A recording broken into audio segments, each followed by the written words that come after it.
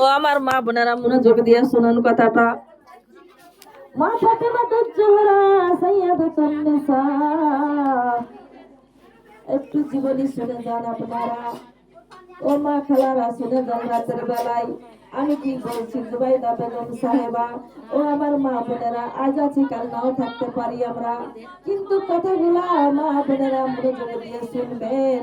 আপনার বাড়ি আমার বাড়ি একখানে না, এক জেলা থেকে আর এক জেলাতে পাড়ি দিয়ে এসেছি, ৬-৭ ঘন্টা রাস্তা। মা বোনেরাই আমার হাসান হোসেন 4টা দিন অনাহারে আছে, আমাদের ঘরে কত খাবার নষ্ট হয়। আর মা ফাতেমা জান্নাতের সন্তানের ঘরে খাবার নেই, চুলাতে আগুন জ্বলে না গো মা।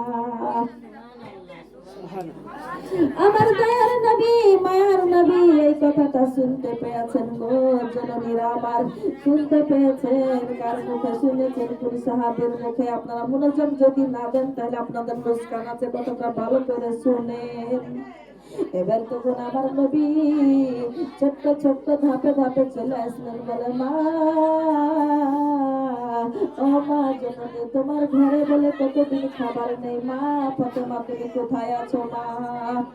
ও মা, তোমাকে আমি সালাম দিয়েছি, আসসালামু আলাইকুম ওয়া রাহমাতুল্লাহি ওয়া বারাকাতুহু। ও মা তুমি কই? আমার মা ফাতেমা তুজ-জোহরা ঘরের মধ্যে থেকে ছোট্ট একটা আওয়াজ দিলেন, ওয়া আলাইকুম আসসালাম। আব্বু গো আমি ঘরে আছি। আচ্ছা এসব কি গো? আশ্চর্য, কিচ্ছু বুঝে না কেন?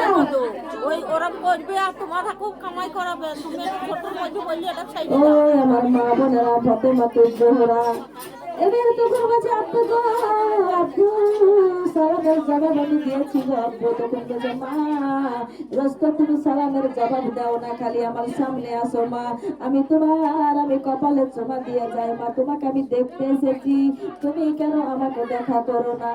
তুমি বাইরে আসো মা, আমি তোমার সঙ্গে দেখা করবো মা। তখন বলছে, আব্বু যান, আজ আমি বাইরে বেড়াতে পারবো না। কেন বাইরে বেড়াতে পারবো না মা? আমি তোমাকে না দেখে বাড়িও যাব না।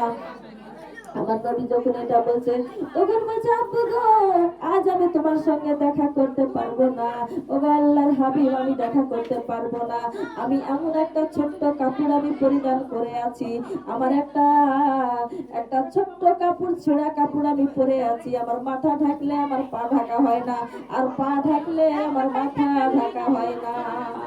দেখছেন কি দৃশ্যটা? সবাই কেউ যাবে আপনি কথা বলুন, প্রসাব করে আসি। হবে না, রসিক না।